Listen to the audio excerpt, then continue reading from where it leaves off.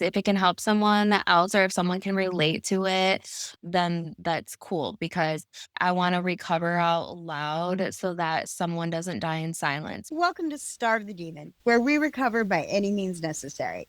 Today, I'm talking with Carly B, someone whose journey reminds us that recovery isn't just about getting sober, it's about building a life worth staying sober for. We're not here to wallow in the past, we're here to shine a light on what's possible, to celebrate the comeback, and to remind anyone listening that the best is still ahead. Let's get into it. Hi, Carly. Welcome to Starve the Demon. Hey, from Michigan. Right. Is it hot there today? It was muggy. It was very humid, I feel, which is not very good for my condition, which is really irritating. Since you mentioned it, what is your condition? I actually have multiple sclerosis, for short MS, and I got diagnosed right before my 1 year sobriety date. And what year was that? That was in 2023. When I was in the hospital, I drew this and I actually had my dates on there. February 28th through March 7th, 2023. And basically, multiple sclerosis is your body attacks itself. Your immune system attacks your brain and your spine. Sometimes the extreme heat can cause your body to flare up. The cold can also make my nerves and my muscles tense too. It's like a double-edged sword. It's funny because I talk about my disease today in such a different light than when I first got diagnosed. You able to do like That kind yoga or meditation or anything like that? Does that help with that? of Yeah, swimming in water helps a lot. That feels really good on my nerves and my muscles. There's so much that is unknown about it. It's funny because when I first got diagnosed, they were like, it's not genetic, it's not hereditary, but if you have a family member that has it, you're likely to have Yeah, better odds of like to getting it. get it. Yeah. And I was like, what? I was like, what is that supposed to mean? How is that not genetic? I'm not a Uh, doctor. I'm not a doctor either, and I'm not an expert. Like, there's so much more to learn, and everyone's journey is different with multiple sclerosis. There's 4 types. I have relapsing remitting MS. So, Does that mean like it comes and it goes? yeah, it can come in flare ups. I have so many lesions on my brain right now. From what I understand of it, I can have a flare up where my immune system attacks a part of my brain. For example, my ability to talk. And I may not be able to talk for a month or something, and then it will come back, but it might not come back to 100%. Those lesions will heal. No, they won't. They'll be permanent lesions on my brain for the rest of my life, but my body will heal itself to almost 100%. There's like a worse condition of MS, the primary permitting, I believe. And that's like a condition you don't want to have. If your immune system attacks, say, the part of your brain where you can't talk, you're most likely not going to get that ability back. It attacks very aggressively. I'm very thankful that I don't have that type. And I was like terrified of this, right? I was also on probation at the time, and I also didn't have a license. That actually could have been a cop. Oh, yeah. I definitely could have been a cop for sure. I even went to the Metro High Police Academy. I graduated top recruit, top. I got the Joseph Taylor Memorial Scholarship in Grand Rapids, Michigan. I have a bachelor's in criminal justice, actually. Really? Why did you take Criminal justice. what did you want to be when you grew up? One of my uncles was a police officer, and I always really looked up to him because I thought it was really cool, and he was really tall and big and muscular.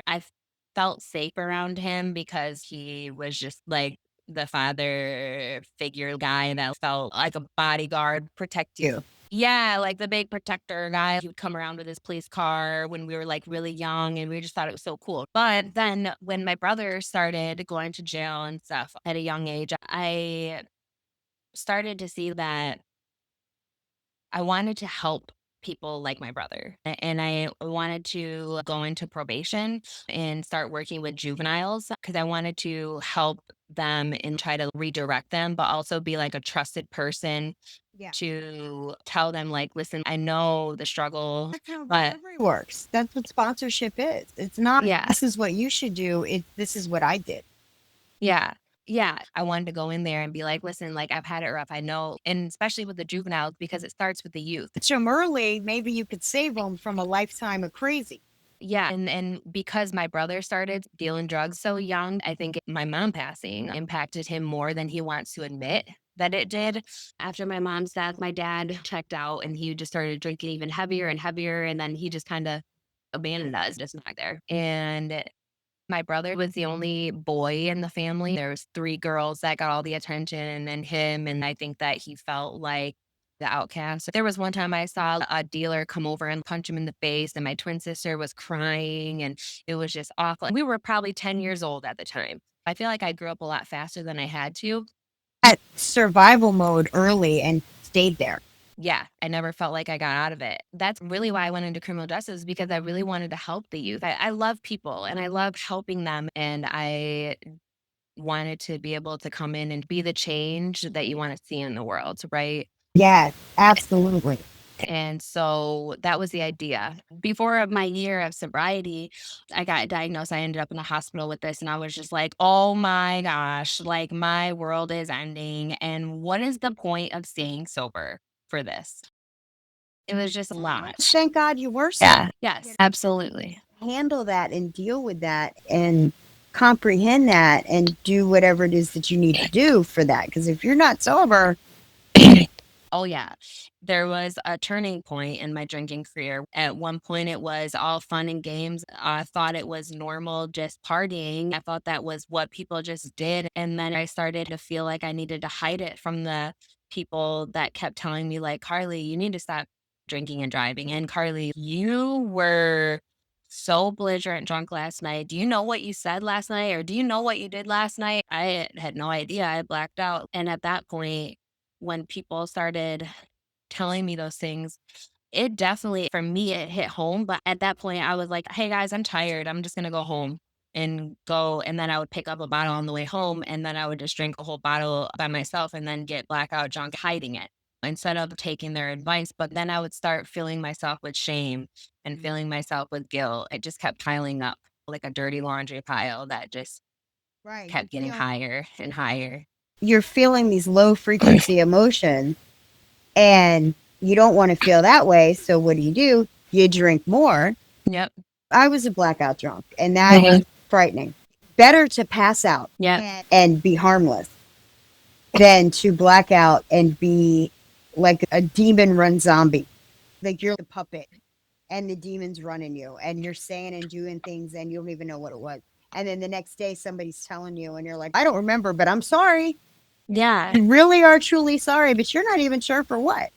You believe them. And then you go home and you sit there and wallow on the fact of, oh my gosh, what did I do? Or they'll tell you what you did and you feel so awful about it that all you want to do is run home and crawl in a hole and feel like you want to die. Don't want to even face these people again because I'm just so embarrassed of what they said I did. I would be so mortified.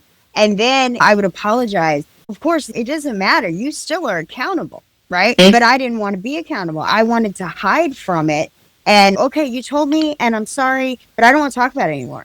I have no recollection of that. It was somehow somebody else's fault that I couldn't remember what I had done. I wasn't aware of it, so I don't want to hear about it because like we were talking about before, things like anger and resentment, those are secondary emotions. Yeah. At the end of my drinking career, the only emotion I had left was fear. Yeah. I get it. I get it. Yeah. You had got to a point, you're working, you're partying, it starts to go from being fun to something that you're losing the power of choice about. Right? You've got physical craving, you've got mental obsession, you're having bad consequences. What would you add to that? You really can't talk about addiction and recovery without talking about mental health. And I really stand strong on that statement. And that's why with Jump Recovery, when Duke and I were creating that event, I was very strong on that statement. I said, I don't want to be a part of this without including everyone in this event because it's not just AA or it's not just NA or it's not just mental health. It's all of it. We are all intermingled together. Absolutely. Yeah. You don't just pick up alcohol or drugs and say, I'm going to be an alcoholic today or I'm going to be an addict today.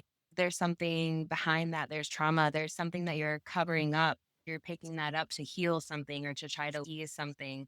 I didn't even recognize acknowledge the significance of this aspect of it until I got in recovery. I started hiding, and then it got really bad. I got intertwined with bad people and I got robbed. When you got robbed, was this somebody that you knew or was this a random thing?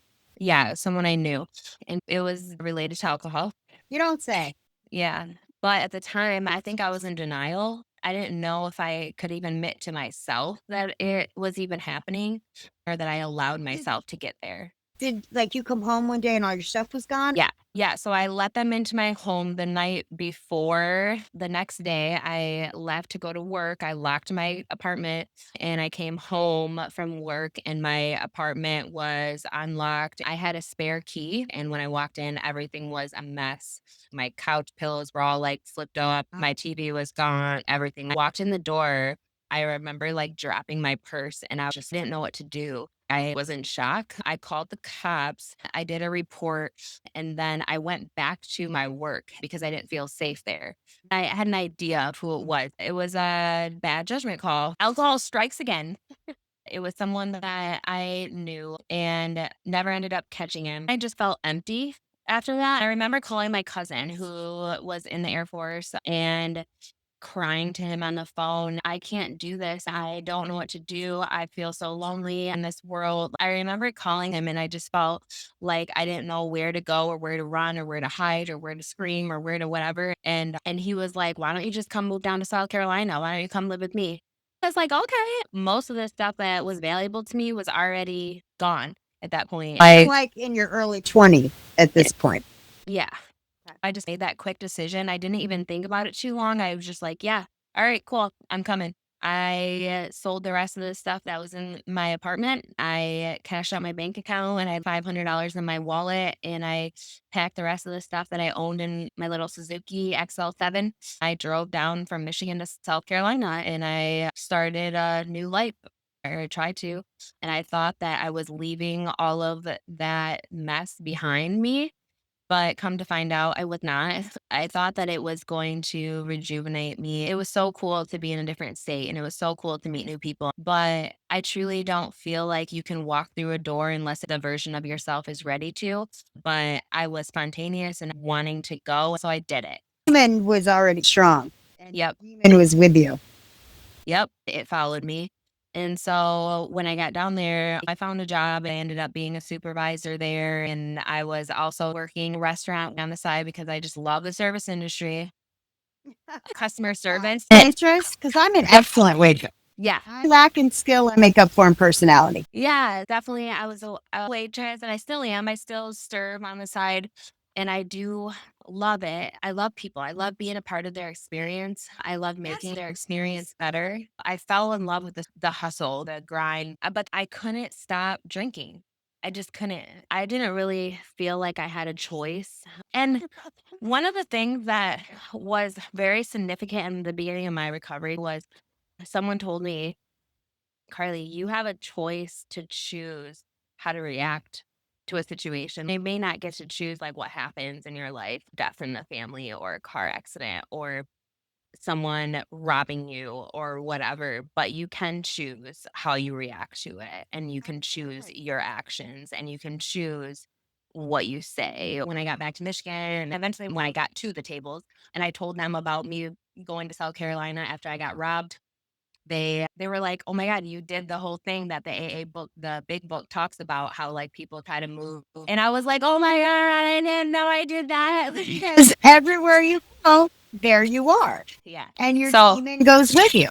there was like the times where I'd be like, "Okay, I can't drink whiskey. I'm just gonna drink wine. I can't drink wine. I'm just gonna drink beer." But Oh, beer. that was me. Oh, the big book. Alcoholism. Yeah. Yes. What was the specific moment or experience that actually pushed you towards recovery? Because you talk about how you were already a year clean when you got your MS diagnosis. What started that year? What was it that got you actually to the tables in the first place, or in the rooms, as I like to say? My DUI. Okay, fair enough. We call that a nudge from the judge. My higher power has already given me kind of a warning. in years prior. Like I had already gotten pulled over and drunk, and the cop let me go and told me to get a ride home. I had to have someone come pick me up home. I had my car in a parking lot. And I was like, oh my gosh, woof, that was a close call kind of thing, right? And I never was truly grateful. I mean, I was at the time, but then I never really recognized the significance of that time. And then years later, God was like, "You didn't learn your lesson that, so then that got a DUI." I think it was after my grandma had passed and I was living alone and I was just like wallowing in depression. But You were grieving. yes, I was grieving and I got emotional support pets to help me, which are my fur babies, and I love them so much. They helped me through a lot of that. Like I remember I have notes like therapy sessions, like telling her like, "Oh, well, I'm just gonna drink wine tonight or instead of whiskey." Like, why wouldn't that therapist tell me like go to a? I will tell you what, the therapeutic value of one addict helping another is unparalleled because people that don't understand can't understand and they don't know that they don't understand. And it's okay that they don't understand and God bless them. I wish nobody had to understand. Yeah. Clinicians, therapists, you have to understand. There's that word again. Not everybody that drinks is an alcoholic.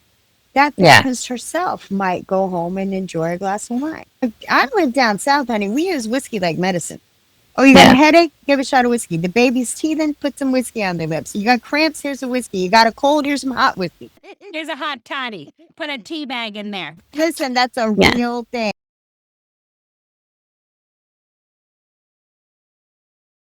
Yeah, honey. Yep. Lemon, knock it right out of you. Oh, we do that up here too, honey. We have hot toddies up here. Okay, that's the thing. So, not everybody that does that is an alcoholic. Yeah. So, in the therapist's mind, you grieving, being sad, saying, you know what? I'm going to go home and have a glass of wine. That's not an abnormal thing. Mhm. Now, unless you're being brutally honest with yourself and that therapist, which I'd put dollars to donuts, you weren't in that moment. She's not seeing the problem for what the problem really is. Yeah. No, and the idea that you, a young adult who's grieving, would be talking about having a drink, it's not necessarily a red flag for a therapist that's not familiar with Alcoholics Anonymous or herself with alcoholism. Yeah. Yeah. So I wouldn't be too hard on the therapist. Actually, if you get a chance, watch the interview I did with Kim. She's a nurse and she talks a lot about the medical field and Yeah. Well, I did watch her. talks about the attitude of the medical field towards addiction in general. Hopefully that's changing. Hopefully the more we get stuff like this out there to the more people that can see it and see the real side of recovery and the real human side of alcoholism, addiction. Hopefully we can break some of that stigma. That's not just the guy living under the bridge and dying with a needle in his arm that, hey, you know what, we're normal, regular people. That's a big part of what we're doing here, is showing, hey, guess what? There's a college graduate. Could have been a cop. Hey, I was an ID student. I made poor choices. I made bad decisions, but guess what? I'm living my best life now. Yeah. So there's women my age that did all the right things and they're freaking miserable at 51. I made a lot of mistakes, did a lot of bad stuff, went around some blocks and some neighborhoods and some towns these people ain't even heard of. Yeah, I wouldn't have it any other way. Yeah, I mean, exactly. and this is what I would pray and hope for you. If I make something happen, all the trauma, all the things that you've gone through, I don't know if I could say the scars will heal, but that you realize and really know in your heart that you have survived all that. None of that is happening now. Mhm. You can put it down. You can walk away from it. You can be safe. You can live a life beyond your wildest dreams without being bogged down by that bag. Yeah. And you're on your way to that. You're doing the things that it takes to heal mentally and emotionally from that horrible trauma, the things that you've gone through in your life. Yeah. Right now, look at you. You're beautiful. Your sister trusts you in her house with her dog. You're not selling her computer. I would never do that, first of all. And even when I was drinking. Yeah, it didn't get that far. Yeah, yeah. Thank God I didn't. But yeah, you are correct. I am very blessed. I'm very grateful to be very close with my sister. I'm actually house sitting. And that's one of the promises that have come true in my recovery. Before I got sober, my sister never would trust me to house sit her dog Sure. sit or They're because unreliable. yeah, because I just was always gone or just never really had interest or was always like lying. A lot of the drinking was in the closet. I didn't really talk to my family about it, even though I thought I was hiding it. They knew, I feel like. Now everybody knows. Yeah, yeah. But yeah, you're right. Trust is not given, it's earned for sure, and especially in recovery. Right, because So, especially with alcohol, we have abandonment issues. We don't trust anybody. We were on so long ourselves that the idea that other people aren't on shady. exactly. In step two, came to believe. We have to come to believe that we can be restored to sanity, which first we got to know we were insane. Before you Yeah. got to trust and you got to come to believe that, hey, you know what? The world's not out to get me. Hey, the world is a happy, beautiful, wonderful place. And it can be, Yeah. if we let it. Yeah, absolutely. Like, I don't want to live like bitterness or self pity or feel hatred. Those are low frequency emotions. Yeah. They Oh, just suck your soul right down. Those are yeah. the things that feed the demon. Yeah, exactly. And we don't want to be the demon. We don't feed the demon, babe. We starve the demon, right? Have you completed your 12 steps? Yes, I did them once. Now I've done a few like 4 steps with like inventories by myself with a sponsor, but I haven't gone through all of the steps again. If I could put my sponsor hat on for a minute, Yeah, sure. I will tell you my theory. I can't tell you what to do. I can only tell you what I have done. You work the 12 steps, right? The first three, you're just getting it together. The last three are maintenance steps. 10, 11, and 12, that's how you maintain your sobriety, right? Yep. 10, continue to take personal inventory, and when you're wrong, promptly admit it. 11, do prayer and meditation, seek conscious contact with your higher power. 12, carry the message of recovery and practice these principles in all our affairs. The spiritual principles attached to the steps themselves. The first spiritual principle is honesty. Step 1, honesty. Step 2, hope. Step 3, faith, and on through the 12 steps. I am of the belief that 1, 2, and 3 are constant. And if you are living in 10, 11, and 12, you're not working the steps, you're living the steps. Yeah. If you are consistently in 10, 11, and 12, it is not necessary to go back and go through the process of doing them all over again. Now, I do know this. Your first 4 step, you're not going to catch everything. Yep. Later on, things are going to come to you because you just were ready to deal with it. Exactly. If you're doing your 10th step, at the end of your day, you're asking yourself, what did I do right? What did I do wrong? Do I owe anybody an apology? Do I owe anybody an amends? If you're doing that every day, and every day you're handling business, then why do you got to go back and do a whole 4 step? And you shouldn't have to. I have had instances where I'm sitting around doing nothing, and all of a sudden, boom, like a lightning bolt, something that I did. Oh my God, I got to handle that. Yeah. And I will, in that moment, 4th and 5th step it, basically. Yeah. I'll go through the columns in my head. I'll call my sponsor. I'll do whatever I got to do. Yeah. That's my personal opinion. You do what you do. Your recovery is your recovery. For me, I feel like I have to continue to do 4 steps right now because I'm still working through some issues. Like I have traumas that I haven't been able to. Some I was in denial, some I haven't been able to admit to other people or myself, or some that really are too big to tackle in the beginning of my sobriety when I'm really fragile. And then also the first year of my sobriety, I get diagnosed with MS and I'm dealing with all the aftermath of that. My dad died last year. I had to deal with it. It was also really hard too because I was trying to work through my resentments with my dad over the years. And I was also trying to come to terms with my hurt and my heartache with him. I'm gonna start crying. I was trying to figure out how to be okay with him and understand where he came from. And I didn't understand until I came into recovery, until I started to learn what it really meant to feel like you didn't have an option other than to drink.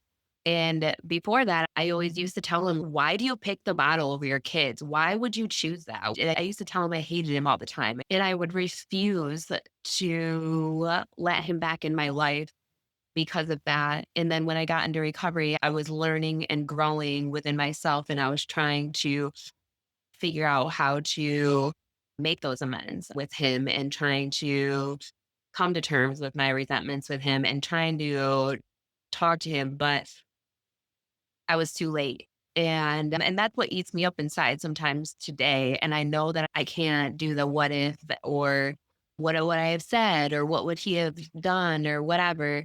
Because at the end of the day, I do know that I do love him. He's still my father, even though he didn't act like a father for most of my life. He didn't care for me like a father. I still have those mixed feelings that you can't help but have. It was January 30th, 2024. So it's been a minute since it happened, but it just seems like it was yesterday still. And after my dad dies, there's a whole aftermath with my older sister. Let me ask you this. I'm going to put this to you. Yeah. Let's test your sobriety. No, I'm just kidding. I would never test your sobriety. Never test it. What a ninth step call sound like. Hey, I'm No. working on my sobriety. I'm doing this, that, and the other thing. I'd like to know if there's anything that I could say or do to repair this relationship. I'm sure you've made that call. I'm sure you've made some amends and had to go to people and put yourself in that. Yeah. If she got to that point, would you accept that call? It's a great question. I feel like I want to accept it, but I don't know if she's anywhere near being ready. But I don't know. Yes, I want to say yes, but there's a lot of hurt in our past, a lot of damage. I was 45 when I did my steps. Yeah. That's 4.5 decades worth of people that Yeah. I had hurt, maimed. Yeah. And I know that when it was me making that call, I wanted nothing more in the world than to be forgiven and given a chance to make things right. Yeah. But that's not calling and saying, hey, I'm sorry. Nobody wants to hear I'm sorry. We've been sorry. I know you're sorry. But if she were to call you and say, what can I do to make this right? Do you think that's something that could actually be mended? Yeah, I would definitely take a call. I would like to see what she would have to say for sure. I'm sitting here thinking, Carly, you're a hypocrite because you cannot sit there and be in recovery and ask to be forgiven and not do the same for your own sister. Ding, ding. That's what I was hoping you were going to come. Listen, she may never. Her demon may stay strong. It gets a little tricky when it hits home with your family, man. It does get very dicey. You did stump me there for sure because it's not fair for me to say, yeah, I want to be forgiven, but I can't forgive. It's not fair, especially because I'll forgive a stranger all day, but can I not forgive my older sister? That's not right. It's just, I think it's still hurting. Sure. Now that I have done the work and I've come out on the other side, and it's so great and it's so wonderful and it's really not as hard as you think. It's a lot Right. harder staying high. It's a lot harder being a criminal. It's a lot harder living on Shady Lane than it is just doing the right thing. Yeah. Who knew? Who knew? I want forgiveness. I gotta lead with forgiveness. I gotta lead with compassion because I so much need forgiveness and compassion for all the Yeah. crap I've put out in the universe. Yeah, and I feel bad for not jumping at the gun to say yes right away. No, because honesty is the first spiritual principle, and if you're not, Yeah. not ready, that's okay. Yeah, you have to be ready. When I was talking about doing the 9 steps, I was like, what if someone doesn't want to accept my apology? And my sponsor said, Carly, like they don't have to accept it. And I'm like, but why not? And then asking her, well, what if I can't make amends? And then she talked about living amends, about showing them that you're living in a better life, that you are staying sober. Sometimes living amends can be a really powerful thing. But They don't have to accept your apology. Like, it's okay if they don't. If you're ready to be forgiven, doesn't mean they're ready to forgive. And you ask them what you can do, right? Yeah, 9 times out of 10, they're going to say, I love you. I'm so happy you're sober. You don't owe me anything. Just keep doing what you're doing. yeah, And every once in a while, they got something. They want yeah, whatever it is. They need something, some action from you. Sometimes the answer is too little, too late. There's nothing. I need you to F off. yeah, So you F off. You yeah, say, look, here's my number. If you change your mind, I would like to repair this relationship. Amends are not about saying you're sorry. They're about repairing relationships. Because it's about cleaning my side of the street. yes, And maybe it's somebody that really owes me an amends. But that doesn't mean I don't also owe an amends. yeah, yeah, Okay, I'm going to try and make amends for my part. I'm going to clean my side of the street. That doesn't mean I want to have a relationship with this person. I had a right, boyfriend that had cheated on me. This is not somebody I want in my life. We're not going to go out and have coffee. yeah. But there were things that I said and did, choices that I made that I needed to answer for. I needed to be accountable. So I made a phone call to him. Yeah, It's not about what they did. It's not what he did to me. It's about what I did. yeah, So I'm able to call him up and go, hey, listen, I'm sober now and I'm doing this. And I'm sorry for la la la. And but making it clear to him that I'm not trying to be friends. yeah, However, now when I run into him at Walmart, yeah, small town, if I run into him, it's not, oh my God, oh my God. It's how you doing? Okay. yeah, Nice to see you. And you keep it pushing. yeah, I hold my head high. There's nobody I'm ducking. yeah. And even if it's somebody that I called and they were like, well, no, I don't know. Okay, that's great. You know what? I've done what I could do. And now, next time I see you, it's not going to be a Jerry Springer moment. I love your little head nod. Sometimes that's what it is. I didn't work my steps until right before my 1 year. And here's why, Jenna. There's many right ways to do recovery. We all recover differently. I knew I had a problem and I accepted that. And I accepted that like alcohol controlled my life. If I would have walked in those doors day one and started working the steps day one, that I wouldn't have been able to do the same work I would have done about a year in. That's my experience. I can only tell you my experience, strength, and hope, right? I can't tell you anyone else's or how anyone else should do it.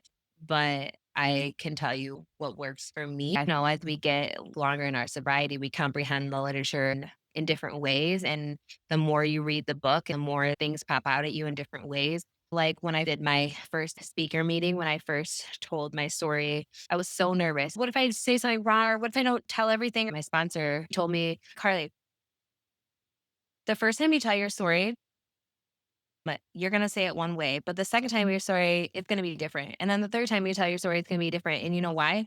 Because you're different. Because as you go through your journey, whether it's up or down or sideways or whatever the case may be, you're growing. It's gonna be different because you're gonna be in a different spot. By the next time you tell your story again, it's gonna be different because things have happened. And you're gonna have a different perspective on it, and you're gonna have a different set of eyes on it. She sounds awesome. I just know that everyone recovers different, and for me, I wanna learn it all. I do recommend you only have a sponsor in one. You're only Yeah. actually working one program. But when I got to be a recovery coach, you study all these different modalities, right? Mhm. Recovery Dharma, Celebrate Recovery, NA, AA, Smart Recovery, Sobriety, and the list goes on, right? Yep, I've been to Smart Recovery too. Yeah. What I have found, and like I was telling you before, it's the steps and the spiritual principles are the same across the board, right? Recovery Dharma pretty much picks up at step, right? And it's based on the Eightfold Path of Buddhism. Sobriety, that's based in the Native American traditions, right? 12. Mhm. Celebrate Recovery, the Bible, right? What is something that sobriety gave you that you never expected? Jumping out of a plane is one of them for sure. Oh, those of you that don't know, Carly is the co-founder of Jump for Recovery, which is something they do once a year up in Michigan, where a bunch of people in recovery go up and go skydiving. And it's an amazing thing. And I'm going to have links to that in this. There's a link to that video at the end of this video. So watch that next. Yep, Nice. absolutely. That when you felt like you were really living again, when you jumped Yeah. out of that airplane? Yeah, it really was. So, like I mentioned before, I felt dead inside after the diagnosis with my MS, and I didn't know how to navigate that. I didn't know how to continue going on with this recovery journey and continue to live life. I'm not better than anyone else, but my MS journey was detrimental to me at the time. I bet. And I felt so dead inside. And after skydiving, after jumping out of that plane, facing that fear, I've always wanted to jump out of a plane. It was a bucket list item for me. Even when I was a little kid, I've always been fascinated with the sky, with the clouds, the sun, like all of that stuff. And I was like, oh man, I want to get as far up there as possible. And I just falling at 120 miles per hour towards the earth is just like, I want to fly like a bird. Who doesn't want to fly like a bird? When I did that, it was more symbolic for me facing that fear at the forefront and proving to myself that I can face fear. Let's go. All right. What's next? You got these acronym for fear, like the face everything and recover, fuck everything and run, false evidence appearing real. Yes, that's one of my favorites. Facing that fear and saying, I can do this. And I walk through that fear with courage. I felt like I could be alive again. And I was like, damn, I can do these hard things. I got through a lot, all the hard things in my life before, right? And they were hard things. Who wants to be 8 years old, cooking your own meal and getting yourself to school by yourself? Or wants to be doing your own laundry at 8 years old. I look at 8 year olds now and I'm like, how was I that young doing those things? But at the same time, all of that seemed like normal because it was just my life. It didn't seem that hard because it was just like normal You to didn't me. think of yourself like I'm a victim of something. And then I finally got to do something so exotic and so real and something that I could feel and touch and smell. Visceral feeling, affirming. Yeah, those are the moments that make you feel alive. And then from that moment on, I was like, maybe I can do this thing. I started like perking up, and then that's why I chose my recovery word last year as being has accepted was my word last year. And so this year, actually, Age 417, acceptance. yep, this year is action. Ah, nice. Mm. Nice. Yeah, I pick a word every year for my recovery. I'm trying to put into action. There's no Mhm. chapter called Into Sitting on Your Ass. Exactly. Yeah.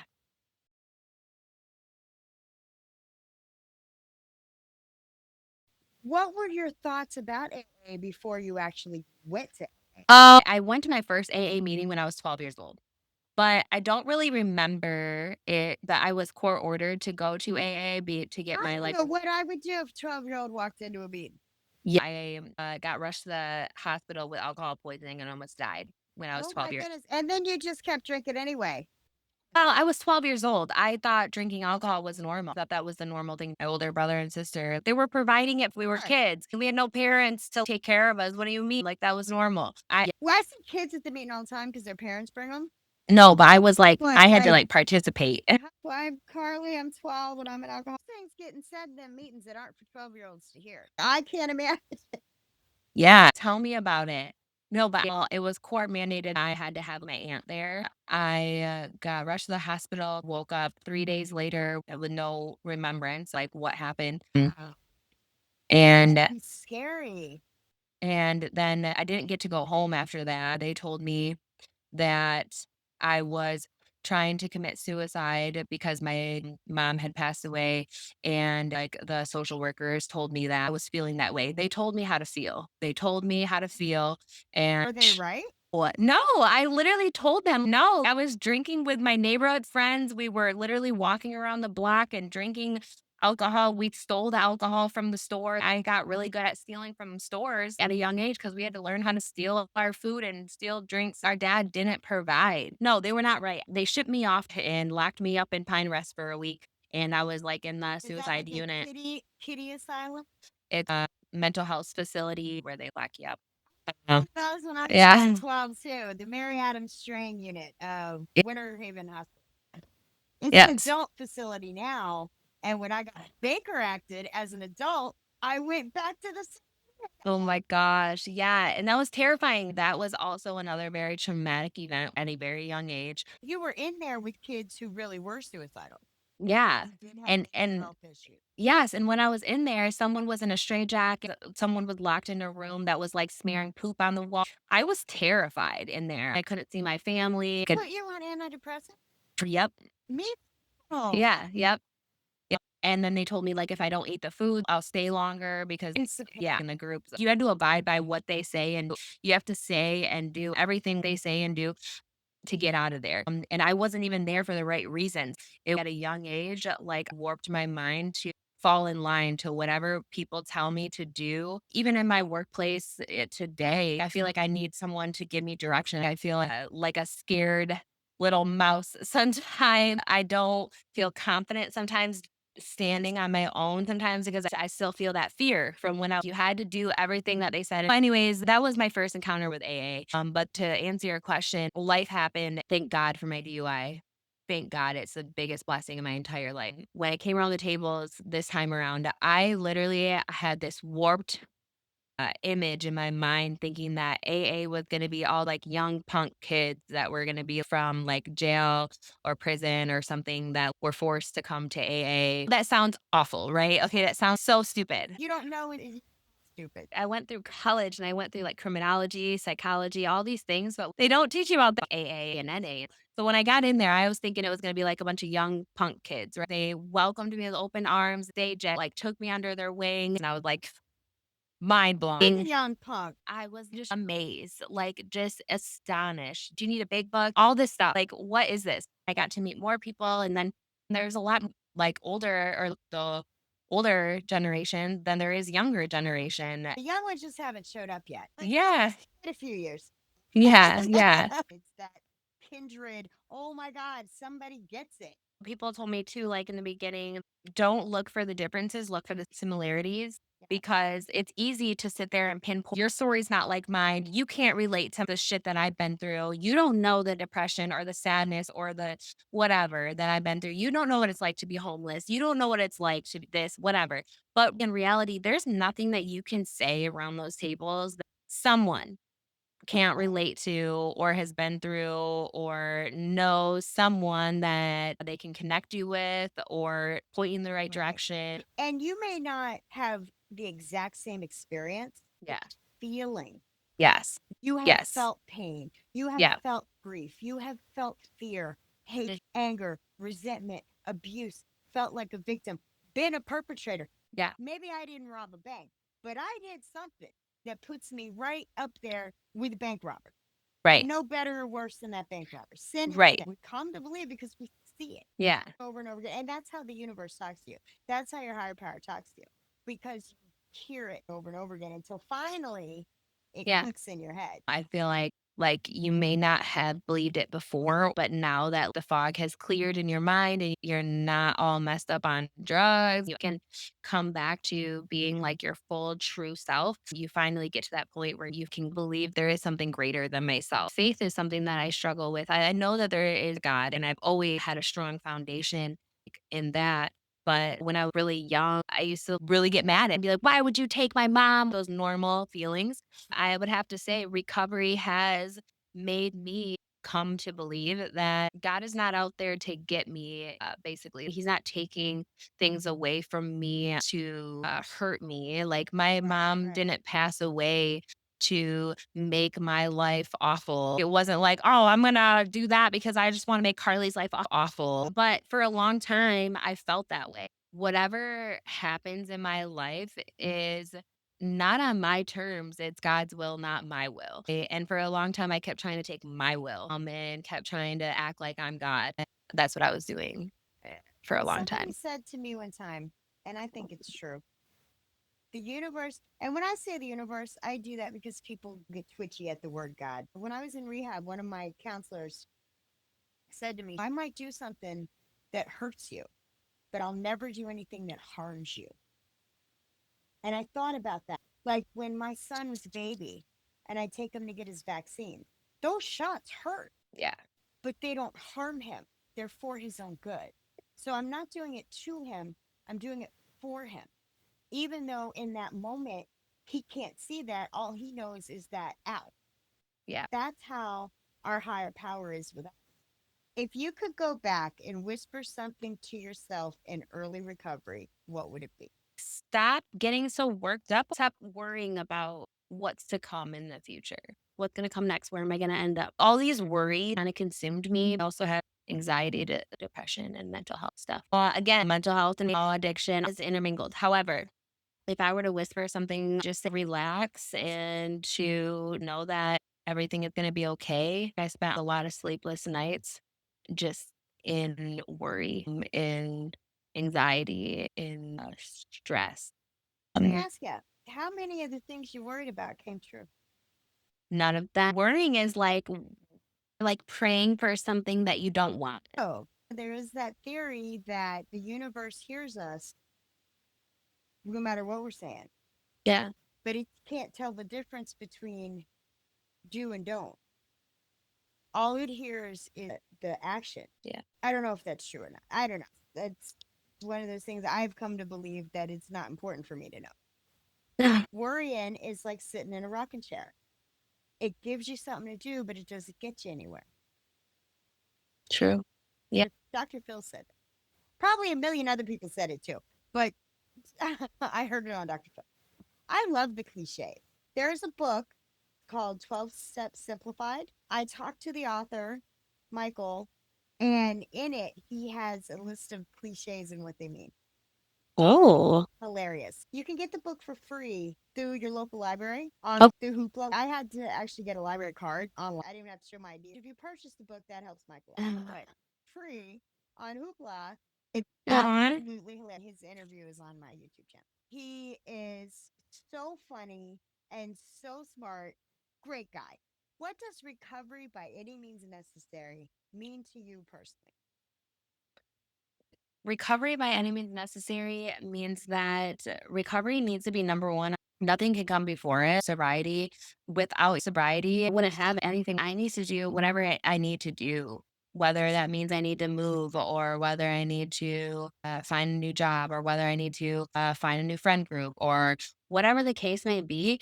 But that's like any means necessary to stay sober. I don't want to go back to that. I don't want to go back to that life. I don't want to go back to having to hide and drink in my bedroom and wallow in depression and self-pity. And you don't have And to. and I have to remind myself of where I came from. I do not want that. I'm not going to be there. And if that means I need to go to a meeting every single day or 5 meetings a day, if I need to My sponsor told me when I said, how many meetings do I have to go to in a week? She said, how many days a week did you drink? every day. Well, guess what? Well, no meeting every day. Every day. Now, I am 6 years clean. I work in treatment. I have this podcast. I stay in 10, 11, 12. I don't go to a meeting every single. I do go to certain meetings. My husband and I have certain meetings. We don't go to the same meeting every time to go to both AA meetings and NA meeting. And my husband and I have a weird schedule. We both work overnights. So Yeah. on our days off, when we're both actually up during daylight hours, when the rest of the world is awake, that's when we're running around doing errands, whatever. Yeah. Wherever we happen to be, we've got an hour and a half. Let's find a meeting. And we have the meeting app. Do you have the meeting app? Yeah. Meeting guide app. I'm going to put a link to that in the description as well. What's your hope for people still struggling? What do you say to the newcomer? What I say is to look at the similarities and not the differences because that was really like key to me in the beginning. Where I remember my sponsor was like, Carly, you're not unique. You're special, honey, just like everybody else. Yeah, it's like everybody else. I would also suggest not taking what everyone says. Like if you're rubbed the wrong way, don't take it so close to heart. Just let it go, man. Everyone has the right to have their own story and their own higher power and their own emotions and their own feelings about it. Let everyone have their own peace. Everyone has a battle that they're facing. People here welcome you with open arms. You're like accepted, you're wanted, you're understood, and you're also welcome back at any time. What I really love about this community is knowing that I finally found my group of misfits.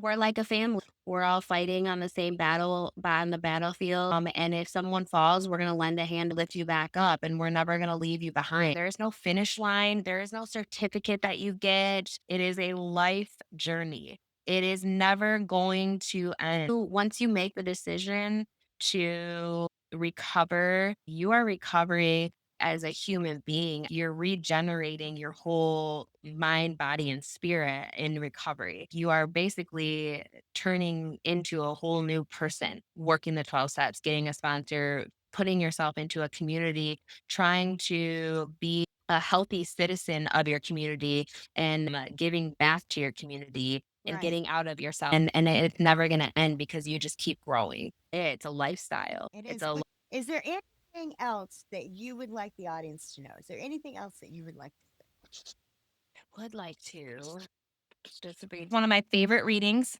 in the big book, 558 to 559. Big book, the fourth edition. Yep. It says, I have come to realize that the name of the game is not so much to stop drinking as it is to stay sober.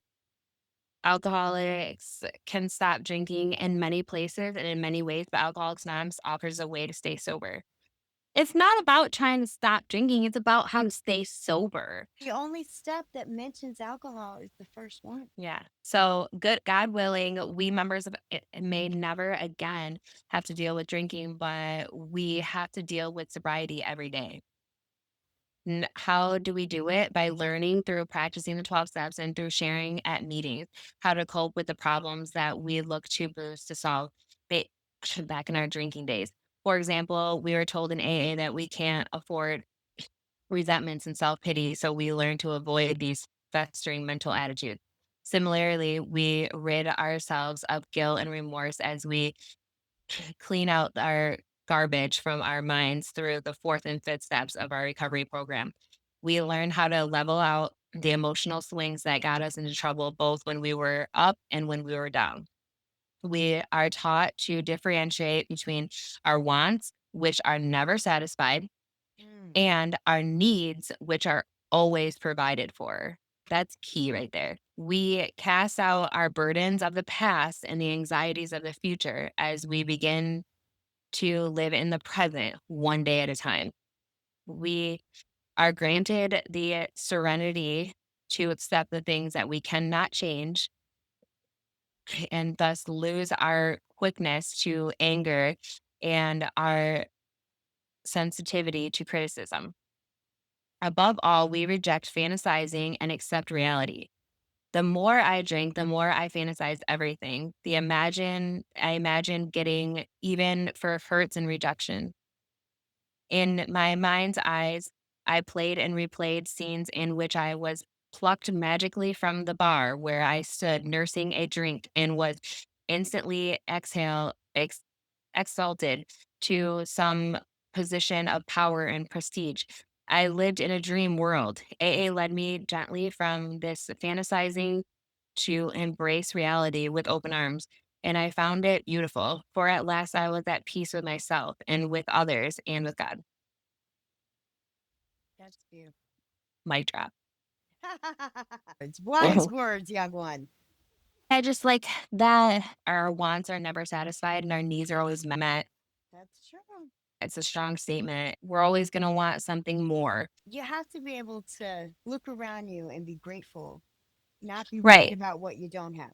Just accept what it is and start living in the present. I encourage you to just stop and think about your five senses. What do you smell right now? What do you see? What do you hear? What can you touch? And just breathe and be in your presence right now. Don't be in the past, don't be in the future, but be right now, here and now, because it's so easy to get caught up in your past and so easy to get caught up in your future.